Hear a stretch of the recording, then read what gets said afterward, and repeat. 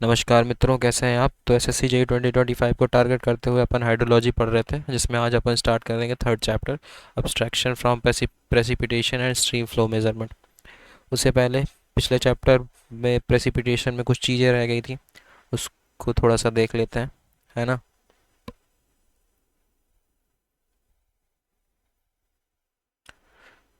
जैसे अपना ये जो ये मेथड्स थे,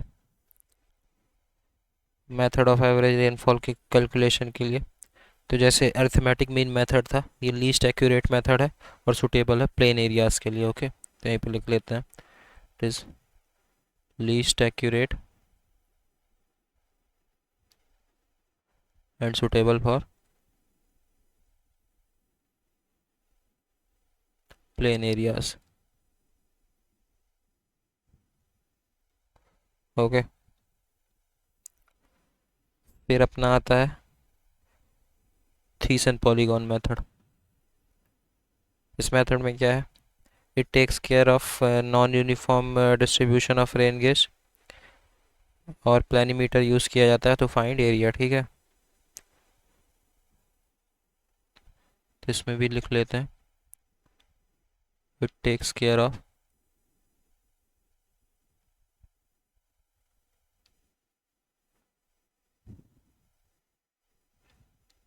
non uniform distribution of rain gauge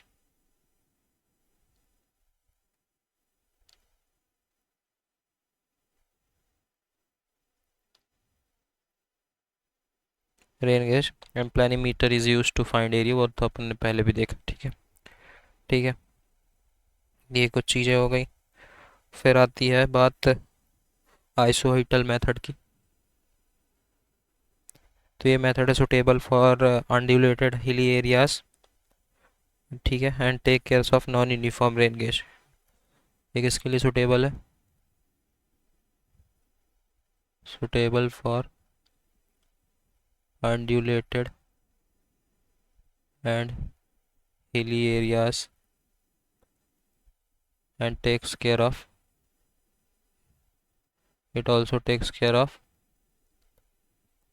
non uniform distribution, non uniform rain gauges. Okay, non uniform rain gauge. Okay, isohyetal method के कुछ ड्रॉबैक भी हैं। क्या क्या ड्रॉबैक्स हैं, पहला ड्रॉबैक है it is difficult to draw and time consuming. Isohyetal में कुछ ड्रॉबैक्स देखते हैं। पहला क्या है, डिफ़िकल्ट टू ड्रॉ।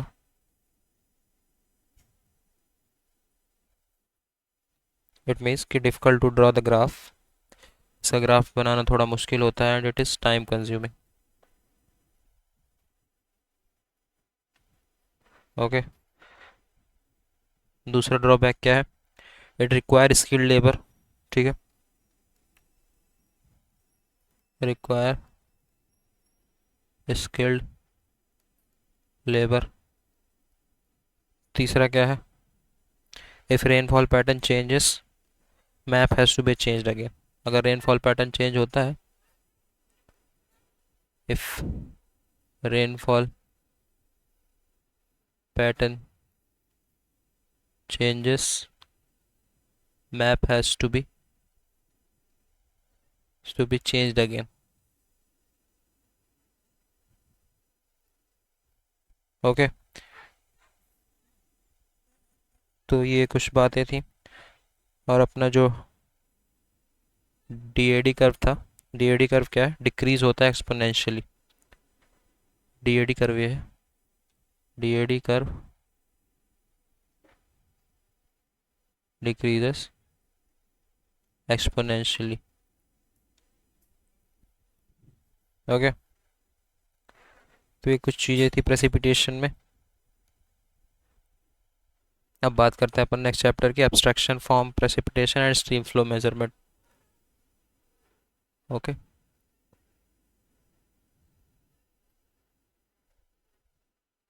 इसमें सबसे पहले लॉसेस की बात करते हैं, लॉसेस फ्रॉम प्रेसिपिटेशन। कितने तरह के लॉस होते हैं प्रेसिपिटेशन से? Evaporation, transpiration, evapotranspiration and infiltration. सबसे पहले बात करते हैं एवापोरेशन की, ठीक है। एवापोरेशन क्या है?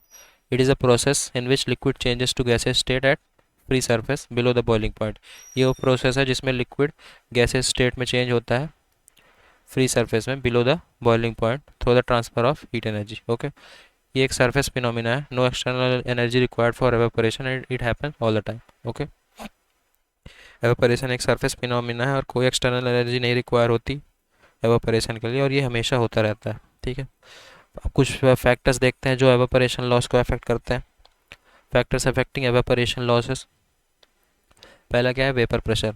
डाल्टन्स लॉ के अनुसार एक जो एवेपोरेशन लॉस है वो directly proportional E W minus E A के। ई एल क्या है? Rate of evaporation M per day में। अगर E W greater than A है तो मतलब कंटिन्यूस एवेपोरेशन होगा। अगर E W L less than E A है तो कोई एवेपोरेशन नहीं होगा, ठीक है। फिर दूसरा फैक्टर क्या है? टेम्परेचर। अगर टेम्परेचर ज़्यादा है तो सेचुरेशन वेपर प्रेशर होगा एंड एवेपोरेशन दोनों बढ़ेगा, ठीक है। तो टेम्परेचर अगर ज़्यादा है तो सेचुरेशन वेपर प्रेशर और evaporation both increase, that is E and E W directly proportional to temperature. फिर तीसरा फैक्टर है wind speed. Removable rate of vapour over the water body will increase by increasing wind speed, ठीक है। जो removable rate of vapour है water body में वो increase होगा जैसे जैसे विंड स्पीड इंक्रीज होगी, ठीक है। Higher wind speed will remove the vapour at high rate as complete vapour is removed ever initial even होगा। Even initial vapour formation depends on temperature but not wind speed, ठीक है। तो जो higher wind speed है वो remove करेगा vapour at high rate. कुल मिला के विंड स्पीड से डायरेक्टली प्रोपोर्शनल होता है एवेपोरेशन। जितना ज़्यादा विंड स्पीड होगी उतना ज़्यादा एवेपोरेशन होगा, सिंपल सी बात, ठीक है। एटमॉस्फेरिक प्रेशर के इन्वर्सली प्रोपोर्शनल होता है एडवांस एवेपोरेशन, ये ध्यान रखना है। Inversely proportional to atmospheric pressure बढ़ेगा तो एवेपोरेशन घटेगा। ह्यूमिडिटी के इन्वर्सली प्रोपोर्शनल होता है evaporation. Evaporation is inversely proportional to humidity, ठीक है। तो ये चीज़ें ध्यान रखनी है। अब बात करते हैं area of the water surface, जो छठा फैक्टर है, ठीक है। Area of the water surface. Amount of evaporation is directly proportional to the area of water body, ठीक है। जितनी ज़्यादा वाटर बॉडी की एरिया होगी उतना ज़्यादा एवेपोरेशन होगा। अगर एरिया लार्ज है तो एवेपोरेशन विल बी मोर, ठीक है। अब बात करते हैं वेपोरीमीटर्स की। सबसे पहले पैन कोफिशिएंट को यूज़ किया जाता है लेक एवेपोरेशन को कैलकुलेट करने के लिए, ठीक है। लेक एवेपोरेशन क्या होता है? Lake evaporation is equal to pan coefficient into pan evaporation. Lake evaporation निकालने के लिए जो पैन कोफिशिएंट को पैन एवेपोरेशन से मल्टीप्लाई करेंगे तो लेक का एवेपोरेशन आ जाएगा, ठीक है। तो ये ध्यान रखना है। अब देखते हैं coefficient for various type of pan, ठीक है। क्लास ए एवेपोरेशन पैन का कोफिशिएंट कितना होगा? 0.7। क्लास ए एवेपोरेशन पैन की डाया कितनी होती है? 1.21 मीटर। डेप्थ होता है 25.5 सेंटीमीटर। Bottom range 15 centimetre. बस अपने को कोफिशिएंट ध्यान रखना है। कोलाडो संकन पैन की 0.78। यूएस जियोलॉजिकल सर्वे फ्लोटिंग पैन की 0.8। आईएसआई पैन की 0.8। तो अपने को आईएसआई क्या है? मॉडिफाइड ऑफ क्लास ए का है, जिसकी कोफिशिएंट ऑफ पैन 0.8 है, और ये दोनों ध्यान ही रखना है, ठीक है। Coefficient of pan 0.7। अब कुछ नोट है वो देख लेते हैं। Generally the value of pan coefficient is less than 1। Generally जो पैन कोफिशिएंट की वैल्यू होती है वो 1 से कम होती है, ठीक है। Class A type of evaporation pan made up by galvanised iron sheet. Class A evaporation pan जो होता है वो गैल्वेनाइज्ड आयरन शीट का बना होता है, ठीक है। In India standard pan hexagonal wire net is provided to reduce disturbance from environment. India में जो स्टैंडर्ड पैन होता है उसमें एक हेक्सागोनल वायर नेट प्रोवाइड किया जाता है ताकि जो इन्वायरमेंट से डिस्टर्बेंस है वो कम हो सके, ठीक है। अब देखते हैं मेजरमेंट ऑफ एवेपोरेशन का मेजरमेंट। सबसे पहले है Meyer's and Dunne's equation for calculating lake evaporation. Lake evaporation measure करने के लिए सबसे पहला मेथड है मेयर्स एंड ड्यून्स की इक्वेशन, ठीक है, फॉर कैलकुलेटिंग लेक एवेपोरेशन, जिसकी इक्वेशन है E L equal to C W E W minus E A 1 + v/10, ठीक है। तो ये क्या है? Daily evaporation inches of depth में कितने डेप्थ ऑफ डेली एवेपोरेशन हुआ है। ई डब्ल्यू है सैचुरेशन वेपर प्रेशर, वी है wind velocity metre per hour में, जो कि 25 feet above the water surface measure की जाती है कि वाटर सरफेस से 25 फीट ऊपर कितनी विंड वेलोसिटी है। सी है पैन एम्पिरिकल कोफिशिएंट, ठीक है। तो मेयर्स एंड डियून्स इक्वेशन क्या हो गई, E L equal to C E W minus E A bracket में 1+v/10, ठीक है। अब कुछ एम्पिरिकल इक्वेशंस देख लेते हैं। सबसे पहले मेयर्स का फॉर्मूला, ठीक है। मेयर इक्वेशन किस पे बेस्ड है, डाल्टन्स लॉ पे, ठीक है। के M E W minus E A 1+v9/16, ठीक है। ये ध्यान रखना है। के एम क्या है, कोफिशिएंट है। लार्ज डीप वाटर के लिए 0.36 होगा, स्मॉल शैलो वाटर के लिए 0.5 होगा, ठीक है। ये ध्यान रखना। V9 क्या है, monthly wind velocity kilometre per hour में at height of 9 metre above the ground, ground से 9 मीटर ऊपर V9 है monthly wind velocity. Monthly wind velocity है किलोमीटर पर आवर में, ठीक है। और फार्मूला क्या है मेयर का, E is equal to K M E W minus E A 1+v9/16। K M है कोफिशिएंट, लार्ज डीप वाटर के लिए 0.36 एंड स्मॉल शैलो वाटर के लिए 0.5, ठीक है। अब देखते हैं रॉवर्स फार्मूला। ये इतना बड़ा रॉवर्स का फार्मूला है, इसमें इसको ध्यान रख सको तो रख लेना, ठीक है। बाकी ये फंक्शन वाली चीज़ें ध्यान रखना, ठीक है। K into F B E W minus E A, F B क्या है, विंड स्पीड करेक्शन का फंक्शन है, ठीक है। के है कोफिशिएंट, ठीक है। ये है रॉवर्स फार्मूला, ठीक है। K F B E W minus E A. अब बात करते हैं एनालिटिक मेथड की। सबसे पहले आता है वाटर बजट मेथड, ठीक है। वाटर बजट मेथड क्या, एक सिंपलेस्ट मेथड है, ठीक है, लेकिन लीस्ट रिलायबल है। सिंपलेस्ट तो है लेकिन रिलायबल बहुत ज़्यादा नहीं है। This method is based on the law of conservation of mass. ये method law of conservation of mass पे बेस्ड है, ये ध्यान रखना है। E L is equal to P plus V I S minus V A S V I G minus V O G T L minus change in storage, okay. ये है water budget method. तो ये ध्यान रखना है कि लॉ ऑफ कंजर्वेशन मास पे depend करता है और सिंपलेस्ट है लेकिन लीस्ट रिलायबल है, ठीक है। अब देखते हैं energy budget and energy budget balance method. ये मेथड बेस्ट है एंड ये मेथड किस पे बेस्ड है, law of conservation of energy में। ये ध्यान रखना है, एनर्जी हालांकि इसके नाम पे ही है। It is most accurate than it is more accurate than water budget method. ये वाटर बजट मेथड से ज़्यादा एक्यूरेट होता है। फिर तीसरा मेथड है मास ट्रांसफ़र या कि एरोडायनेमिक मेथड, मास ट्रांसफ़र और aerodynamic method. This method can give satisfactory result, ये सेटिस्फैक्टरी रिजल्ट देता है ये method. It is based on theories of turbulent of mass transfer in boundary layer. ये मेथड बेस्ड है किस पे, it is based on theory of turbulent of mass transfer in boundary layer. Mass transfer in boundary layer पर depend है, जैसे कि नाम पे लिखा है, ठीक है। अगर एरोडायनेमिक मेथड दे दिया तो ये ध्यान रखना है कि ये किस पे बेस्ड है। ये बेस है theories of turbulent of mass transfer in boundary layer, ठीक है। अब देखते हैं कुछ मेथड्स एवापोरेशन को रिड्यूस करने के लिए, ठीक है। सबसे पहला मेथड क्या है, by reducing surface area of water body. Water body की सरफेस एरिया को रिड्यूस करेंगे तो अपना एवापोरेशन रिड्यूस होगा, ठीक है। केमिकल्स को यूज़ करके, कौन कौन से chemical, cetyl alcohol C16H33OH। Cetyl alcohol का फॉर्मूला क्या है, C16H33OH। सिटाइल अल्कोहल का यूज़ करके या कि स्टेराइल को यूज़ करके C18H37OH, C18H37OH, ठीक है। सिटाइल अल्कोहल 60% तक एवापोरेशन को रिड्यूस कर देता है, ठीक है। फिर एक और मेथड क्या है, सैलिनिटी को बढ़ा दो, सॉल्ट कंसनट्रेशन होगा तो एवापोरेशन कम हो जाएगा, ठीक है। तो ये कुछ मेथड्स हैं जो एवापोरेशन को रिड्यूस करने के लिए। अब evaporation station density as per WMO, ठीक है। WMO के अनुसार एवापोरेशन स्टेशन की डेंसिटी देखते हैं। WMO क्या है, वर्ल्ड मेटीरियोलॉजिकल ऑर्गेनाइजेशन है, ठीक है। एरिड है तो एरिया अगर 30,000 किलोमीटर स्क्वायर है और रीजन एरिड है तो एक स्टेशन इंस्टॉल करेंगे। ह्यूमिड में 50,000 में एक स्टेशन, 1,03,000 वन स्टेशन। तो इतना इंपॉर्टेंट नहीं है, ओके।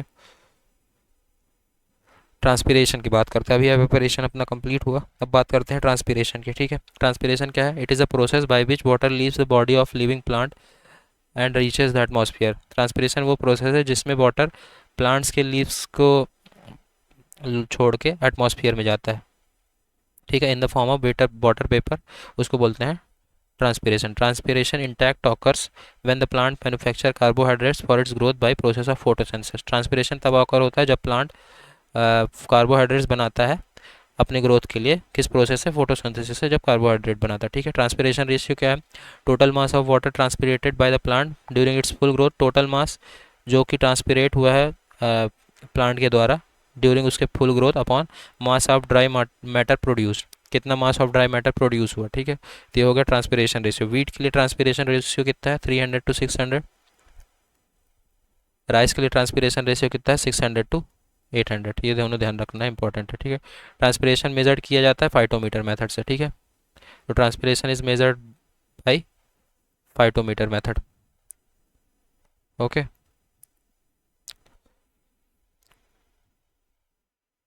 अब देखते हैं लॉस ड्यू टू ट्रांसपिरेशन क्या क्या होता है। लॉस ड्यू टू ट्रांसपिरेशन होता है W1 plus W minus W2। W1 क्या है, initial wait of instrument, W2 है final weight of instrument, and W है total weight of water added during full growth of plants.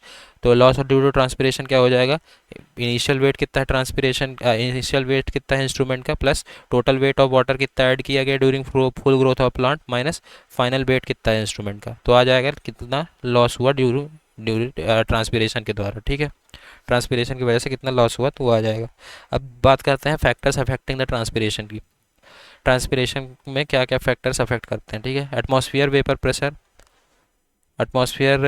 Pressure, wind, types of plants, temperature, light intensity, ठीक है। ये कुछ factors हैं जो अफेक्ट करते हैं ट्रांसपिरेशन। कुछ की पॉइंट्स है वो देख लेते हैं।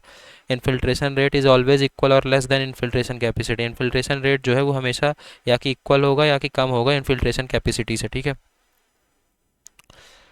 Water existing in capillary zones is a part of vadose water. Water जो कैपिलरी जोन में एग्जिस्ट करता है, कैपिलरी जोन में रहता है, वो किसका पार्ट रहता है, वो वेडोज वाटर का पार्ट होता है, ठीक है। Under ideal condition if infiltration capacity measured by double ring infiltrometer is FD and that measured by rainfall simulator is FS. The relationship between FD and FS is FS greater than FD। किसी identical condition में अगर infiltration capacity अगर किस major किया जाता है double ring इनफिल्ट्रोमीटर से, जिसको FD डिनोट करेंगे, और मेज़र किया जाता है अगर किसी और उसमें मेज़र किया जाता है रेनफॉल सिमुलेटर से, जिसको डिनोट करेंगे FS, तो हम इनके बीच का रिलेशन जो होगा वो FS ज़्यादा आएगा FD से। मतलब कि जो इन्फिल्ट्रेशन कैपेसिटी रेनफॉल सिमुलेटर से मेज़र किया है वो ज़्यादा आएगा कंपेयर टू जो इन्फिल्ट्रेशन कैपेसिटी मेज़र की गई है डबल रिंग इन्फिल्ट्रोमीटर से, ठीक है। अब बात करते हैं इन्फिल्ट्रेशन की। एवापोरेशन ट्रांसपिरेशन हो गया, अब आता है अपना तीसरा इन्फिल्ट्रेशन, ठीक है। तीसरा जो अपन ने लॉस की बात की थी, तीसरा लॉस है इन्फिल्ट्रेशन। फिर अपना चौथे बात करेंगे इसके बाद एवेपो ट्रांसपिरेशन की, ठीक है। तो अभी बात करते हैं इन्फिल्ट्रेशन की। सबसे पहले इन्फिल्ट्रेशन कैपेसिटी क्या होती है, maximum rate at which a soil in any given time is capable of absorbing water is called infiltration capacity. वो मैक्सिमम रेट जो सॉइल किसी भी टाइम पे केपेबल हो पानी को ऑब्जॉर्व करने के लिए, उसको बोलते हैं इन्फिल्ट्रेशन कैपेसिटी। इसकी यूनिट होती है सेंटीमीटर पर आवर, ठीक है। Infiltration capacity is equal to maximum infiltration rate, ठीक है। तो इन्फिल्ट्रेशन कैपेसिटी क्या होती है कि मैक्सिमम इन्फिल्ट्रेशन रेट कितना है। Infiltration capacity is height at the beginning of storm and has an exponential decay as a time elapse. ये ध्यान रखना है। इन्फिल्ट्रेशन कैपेसिटी जैसे स्टॉर्म चालू होता है तो उसकी कैपेसिटी बहुत हाई होती है और एक्सपोनेंशियली डिक्रीज होता है जैसे जैसे टाइम बीतता है, ठीक है। It depends mainly on the number of void present in the soil. ये डिपेंड करता है कि कितना नंबर ऑफ वॉइड्स प्रेजेंट है सॉइल पे। इन्फिल्ट्रेशन कैपेसिटी डिपेंड करता है कितने नंबर ऑफ वॉइड्स सॉइल पे प्रेजेंट है, but does not depend upon size of the soil particle, ठीक है। ये depend but does not depend upon size of the particles but rather upon arrangement, sorting, shape and degree of compaction, okay. तो infiltration जो होता है, infiltration capacity mainly depend होता है number of voids कितने हैं सॉइल पे, पर इस पर डिपेंड नहीं करता कि जो साइज है सॉइल पार्टिकल्स का वो कितना है, बट इस किस पे डिपेंड करता है, अरेंजमेंट पे, सॉर्टिंग कैसी है, शेप कैसा है, एंड डिग्री ऑफ कंपैक्शन कितना हुआ, इस पर डिपेंड करता है, ठीक है। अब देखते हैं इन्फिल्ट्रेशन कैपेसिटी किस किस चीज़ पे डिपेंड करता है, ठीक है। एक सेकंड थोड़ा रफ कर दें या। तो अब infiltration capacity depends on condition of soil surface, soil temperature, current moisture content, vegetation cover, characteristic of soil मतलब texture, porosity etcetera, and type of rainfall, heavy rainfall, light rainfall, okay. अब देखते हैं temperature. High temperature है तो less viscosity होगा, ज़्यादा seepage होगा और ज़्यादा इन्फिल्ट्रेशन होगा। तो मतलब high temperature directly proportional to infiltration, ठीक है। Less viscosity, more seepage, more filtration. Filtration capacity reduces in winter season and increases in summer season. Filtration capacity winter season में कम हो जाता है और समर सीजन में ज़्यादा हो जाता है, ठीक है। अब देखते हैं इन्फिल्ट्रेशन को मेज़र करने के कुछ तरीके। मेजरमेंट ऑफ इन्फिल्ट्रेशन, सबसे पहला है फ्लडिंग टाइप इन्फिल्ट्रोमीटर, ठीक है। फ्लडिंग टाइप इन्फिल्ट्रोमीटर पहला है जिसमें ट्यूब टाइप या कि सिंपल इन्फिल्ट्रोमीटर, दूसरा है डबल रिंग इन्फिल्ट्रोमीटर, ठीक है। फिर आता है रेनफॉल सिमुलेटर। पहला मेथड क्या था, फ्लडिंग टाइप इन्फिल्ट्रोमीटर जिसमें दो थे, ट्यूब टाइप या कि सिंपल इनफिल्ट्रोमीटर, और दूसरा क्या था, डबल रिंग इनफिल्ट्रोमीटर। अगर इन दोनों में से मेज़र करेंगे, अगर इसको simple double ring infiltrometer and simple infiltrometer, ठीक है। फिर है रेनफॉल सिमुलेटर। रेनफॉल सिमुलेटर से अपन ने पीछे की पॉइंट में देखा, हमेशा ज़्यादा आता है, ठीक है, इनफिल्ट्रेशन कैपेसिटी।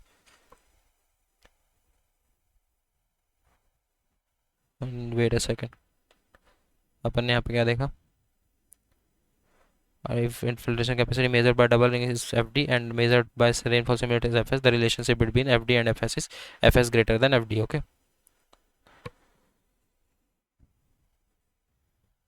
अब रेनफॉल सिमुलेटर की बात करें, it is an instrument which causes artificial rain. Rainfall simulator एक इंस्ट्रूमेंट है जिसकी वजह से आर्टिफिशियल रेन होती है। फ्रॉम 2 मीटर हाइट से आर्टिफिशियल रेन कराई जाती है over small size of plot. 2 metre into 4 metre के 2 मीटर के साइज ऑफ प्लॉट में 2 मीटर की हाइट से आर्टिफिशियल रेन कराई जाती है। This device sprinkle water like rainfall through the nozzle arranged along the longer side of the land plot which arrangement to collect measure surface run off, जिसको जो collect करके surface run off अपन measure करेंगे। ये एक device है जो sprinkle करती है वाटर रेनफॉल की तरह नोजल से, ठीक है, एंड जिसको कलेक्ट करके अपन सरफेस रन ऑफ मेज़र करते हैं। जो रेनफॉल सिमुलेटर से वैल्यू ऑब्टेन होती है वो कम होती है जो फ्लडिंग टाइप इन्फ्लोमीटर से ऑब्टेन होती है, ठीक है। इन्फिल्ट्रेशन रेट की बात करें तो total rainfall water minus total run of water with time, ठीक है। इन्फिल्ट्रेशन रेट मतलब कितना रेनफॉल हुआ माइनस टोटल रन ऑफ कितना हो गया, ठीक है। अगर I equal to F P होगा तो कोई सरफेस रन ऑफ नहीं हुआ, मतलब जितना इन्फिल्ट्रेशन हो उतनी अपनी कैपेसिटी के बराबर चला गया, ठीक है। एक्सेस एक्यूमुलेटेड वाटर बिल अगर आई लेस देन होगा मतलब कि इन्फिल्ट्रेशन कम हुआ और कैपेसिटी ज़्यादा थी, मतलब सरफेस रन ऑफ हुआ है, ठीक है। यहाँ पे एक इक्वल गलत लिखा है।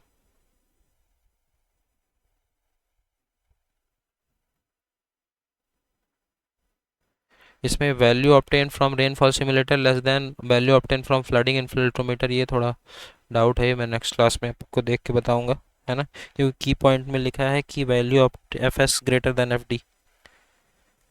Will see to it, okay.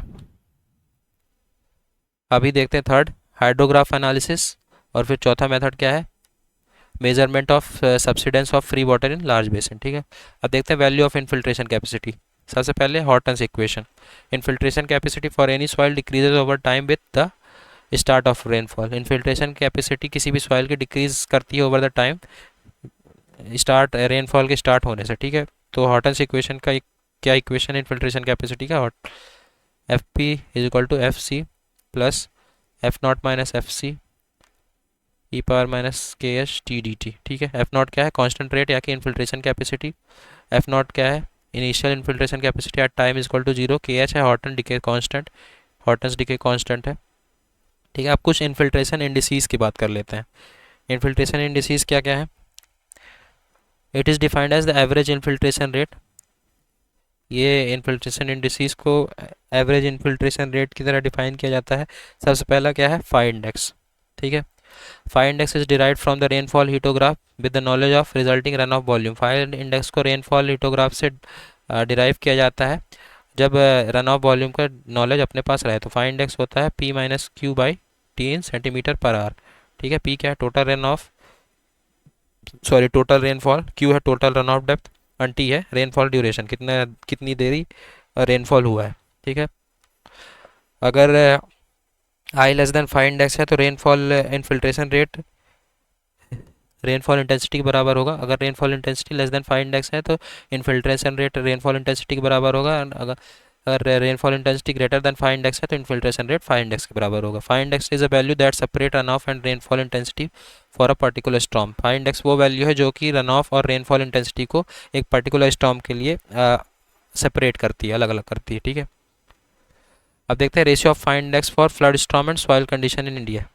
अब रेशियो देखते हैं फाई इंडेक्स का किसके किसके लिए, for flood storm and soil condition in India, ठीक है। तो phi is equal to I minus R upon 24। R क्या है, run off for 24 hour rain, and I है रेनफॉल इंटेंसिटी, ठीक है। तो आई माइनस आर अपॉन 24 ये हो जाएगा रेशियो। फिर आता है डब्ल्यू इंडेक्स। डब्ल्यू इंडेक्स क्या है, this is an average infiltration rate during the time if rainfall intensity greater then infiltration rate.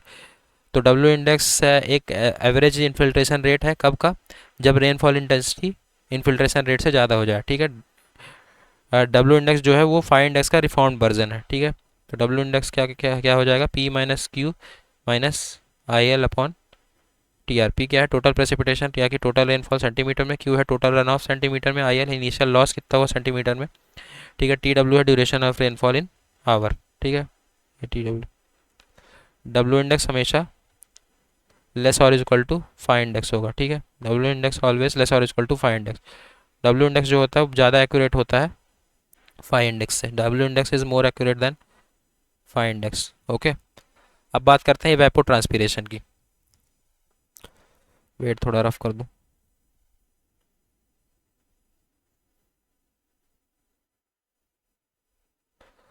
When water is provided to plant through the root zone, some part of water is evaporated from the surrounding soil and transpiration from plants will occur. So that combined term is as evapotranspiration. जब water provide किया जाता है plant को through the root zone से, तब कुछ part जो है वाटर का एवेपोरेट हो जाता है फ्रॉम सराउंडिंग सॉइल से कुछ पार्ट वाटर का एवेपोरेट हो जाता है और ट्रांसपिरेशन हो जाता है, कुछ पार्ट ट्रांसपिरेट हो जाता है प्लांट से, ठीक है। तब तब जो कंबाइंड टर्म है अपन इवेपो ट्रांसपिरेशन यूज़ करते हैं, क्योंकि इसमें एवेपोरेशन और ट्रांसपिरेशन दोनों हुआ, ठीक है। इसलिए अपन कंबाइंड टर्म यूज़ करते हैं इवेपो ट्रांसपिरेशन, ठीक है। फील्ड कैपेसिटी की बात, field capacity is the maximum amount of water soil can retain against force of gravity. Field capacity अपन ने पहले भी बात कर चुके हैं इरिगेशन में। फील्ड कैपेसिटी क्या होती है, मैक्सिमम अमाउंट ऑफ वाटर जो सॉइल रिटेन कर सकता है against force of gravity. Permanent wilting point भी अपन बात कर चुके हैं, क्या है, it is the moisture content of soil, जहाँ पे moisture is no longer available in sufficient quantity to sustain the plants, ठीक है। अब देखते हैं पोटेंशियल एवेपो ट्रांसपिरेशन, पीईटी क्या होता है, ठीक है। पीईटी क्या है, it is the amount of water that could be evaporated and transpired if there were sufficient water available और no control on water supply. ये वो अमाउंट ऑफ वाटर है जो एवेपोरेट या कि ट्रांसपिरेट हो जाए अगर सफिशिएंट वाटर अवेलेबल है या कि इतना वाटर अवेलेबल है जिसमें कोई कंट्रोल नहीं है, ठीक है। एक्चुअल एवेपो ट्रांसपिरेशन क्या है, it is the actual amount of water remove from the surface due to process of evaporation and transpiration. Actual evaporation है कि एक्चुअल अमाउंट ऑफ वाटर कितना रिमूव हुआ ड्यू टू सरफेस से, due to evaporation and transpiration की वजह से actual amount of water कितना remove हुआ। और पोटेंशियल एवेपोट्रांसपिरेशन है कि कितना अमाउंट रिमूव हो सकता है अगर पानी में कोई कंट्रोल नहीं है, ठीक है। तो ये फ़र्क है एक्चुअल एवेपोट्रांसपिरेशन एंड पोटेंशियल एवेपोट्रांसपिरेशन, जैसे कि उन पे नाम पे है कि पोटेंशियल कितना है और एक्चुअल कितना हुआ, ठीक है। अब कुछ कंडीशन देखते हैं, एटी बाई पी का रेशियो देखते हैं। क्लेई सॉइल में जो एटी बाई पी का रेशियो होगा 0 होगा। अगर water supply to the plant is adequate, पानी की सप्लाई अच्छी है तो एटी बाई पी का रेशियो 1 होगा। अगर water supply to the plant is inadequate, पानी की सप्लाई अच्छी नहीं है, तो एटी बाई पी का रेशियो लेस देन 1 होगा। ये अपन एरिडिटी इंडेक्स में देखे भी थे कि एरिडिटी इंडेक्स क्या होता था, 1 minus eighty by P. Aridity index dryness को रिप्रेजेंट करता था, ठीक है।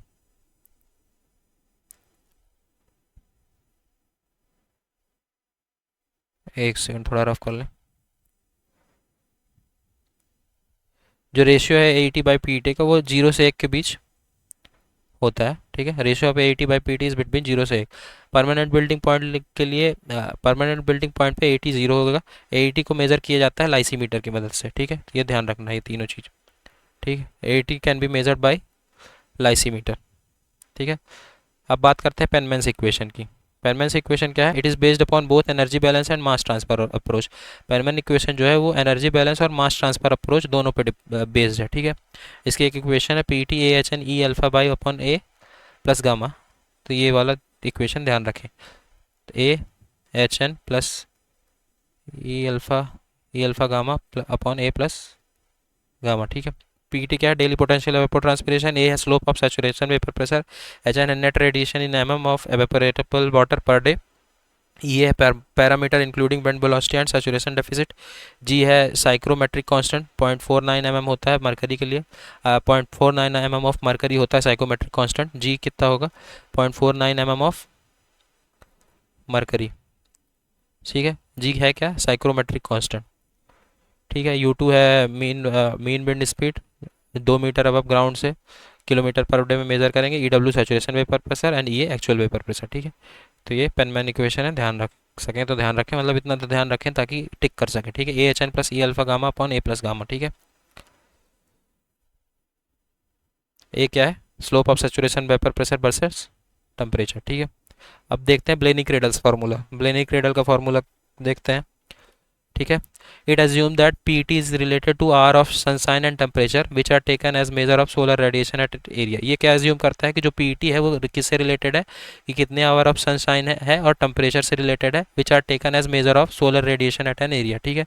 इसका फॉर्मूला क्या होता है, E T is equal to 2.54 K F, ये ध्यान रखना। एंड एफ क्या होता है, sigma P H T F bar by 100। E T क्या है, P T in crop season in centimetre. के क्या है, इंपेरिकल कोफिशिएंट डिपेंड जो करता है किसी टाइप ऑफ क्रॉप पे। एफ है sum of monthly consumptive use factor for period. H क्या है, पी एच क्या है, monthly percentage of annual day time hours. T F है monthly mean monthly temperature in degree Fahrenheit. Okay, तो ये ब्लेनी cradle क्या होता है ये ध्यान रखें, और ये फार्मूलाज अगर ध्यान रख सके तो, क्योंकि आता है तो इसको ध्यान रखना, ठीक है। 2-3 बार लिखेंगे तो ध्यान हो जाएगा। Sigma P H T F bar by 100, ठीक है। अब बात करते हैं स्ट्रीम फ्लो मेजरमेंट की, ठीक है, जिसमें सबसे पहले बात करते हैं मेजरमेंट ऑफ स्टेज की। सबसे पहला bye manual stage. Manual stage में पहला क्या है, staff gauge. Elevation of water surface is measured with the help of fix graduated staff. Elevation water surface का एलिवेशन मेजर किया जाता है किससे, विथ फिक्स्ड ग्रेजुएटेड स्टाफ से, ठीक है। फिर आता है wire gauge. In this gauge staff is just like a pendulum wire with a specific weight. इसमें गेज स्टाफ जो होता है एक पेंडुलम वायर की तरह होता है जिसका एक स्पेसिफिक वेट होता है। फिर दूसरा मेथड है ऑटोमेटिक गेज, ठीक है। ऑटोमेटिक गेज में पहला क्या आता है, float gauge recorder, mostly use to prevent entry of debris and nullify the wave effect. Float gauge recorder को मोस्टली यूज़ किया जाता है ताकि वो डेब्रिस की एंट्री को प्रिवेंट करे और वेव इफेक्ट को नलीफाई करे, ठीक है। बबल गेज रिकॉर्डर क्या करता है, प्रेशर हेड को रिकॉर्ड करता है, ठीक है। तो ये चीज़ें ध्यान रखनी है। ये था मेजरमेंट ऑफ स्टेज। अब बात करते हैं मेजरमेंट ऑफ वेलोसिटी की, ठीक है, जिसमें सबसे पहला है vertical axis meter. It consist of series conical cups mounted around of vertical axis. इसमें एक सीरीज ऑफ कोनिकल कप होता है जो कि वर्टिकल एक्सिस के अराउंड माउंटेड रहता है। द नॉर्मल रेंज वेलोसिटी कितनी होती है, 0.15 से 0.4 मीटर पर सेकंड। ये है नॉर्मल रेंज ऑफ वेलोसिटी, ठीक है। फिर आता है हॉरिजॉन्टल एक्सिस मीटर। ये था वर्टिकल एक्सिस मीटर। अब horizontal axis meter, this meter consist of propeller mounted at end of horizontal shaft. इसमें एक प्रोपेलर होता है जो कि हॉरिजॉन्टल शाफ्ट के एंड पे माउंटेड रहता है, ठीक है, हॉरिजॉन्टल एक्सिस मीटर में। फिर आता है फ्लोट मेथड। फ्लोट मेथड का फॉर्मूला है V bar is equal to K into V S, ठीक है। फ्लोट बार का formula V bar is equal to K into V S, ठीक है। वी बार क्या है, एवरेज वेलोसिटी है, वी एस है सरफेस वेलोसिटी एंड के है रिडक्शन फैक्टर, ठीक है। V bar is equal to K into V S, ठीक है। ये वी बार है average velocity, wait a second,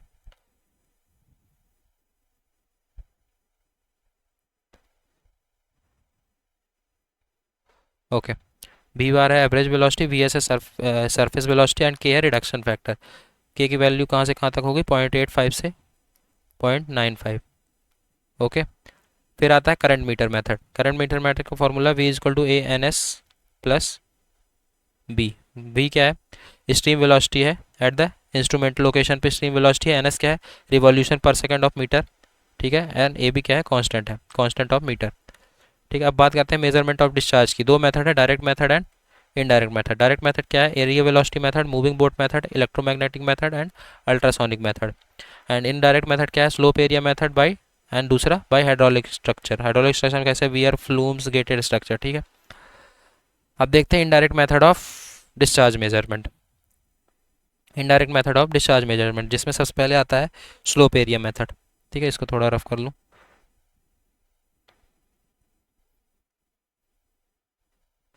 ठीक है। स्लोप एरिया मेथड क्या है, in this method we find the discharge with the help of Manning equation. इस method में अपन डिस्चार्ज फाइंड करेंगे with the help of Manning equation. This equation is use to relate the depth either ends of river reach to the flowing discharge.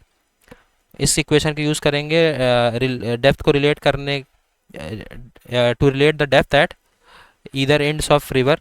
Depth को relate करने के लिए किसी भी रिवर के किसी भी एंड पे, to reach the flowing discharge in that reach, and in this way by knowing the depth we found out discharge, ठीक है। it is used to estimate float discharge based on high water marks left over in past। इसका use किया जाता है flood discharge का को estimate करने के लिए based on high water marks जो कि पास्ट पे छूटे हुए हैं, ठीक है। पास्ट पे जो हाई वाटर मार्क्स छूटे हुए हैं उसके बेसिस पे फ्लड डिस्चार्ज को मेज़र करता है स्लोप एरिया मेथड का अपन, स्लोप एरिया मेथड से, ठीक है। स्लोप एरिया मेथड में अपन जो पास्ट में हाई वाटर मार्क्स छूटे हुए हैं उसके मदद से फ्लड डिस्चार्ज को मेज़र करते हैं, और इसमें डिस्चार्ज को अपन मैनिंग इक्वेशन की हेल्प से एस्टिमेट करेंगे। For using technique we use should to know, इसके लिए अपन को क्या क्या पता होना चाहिए? क्रॉस सेक्शनल प्रॉपर्टीज़ पता होना चाहिए at upstream and downstream including bed elevation. Manning coefficient के वैल्यू पता होनी चाहिए। Water surface elevation both upstream and downstream पे पता होना चाहिए। ठीक है, ये तीनों पता होना चाहिए for using slope, for using this technique. ठीक है,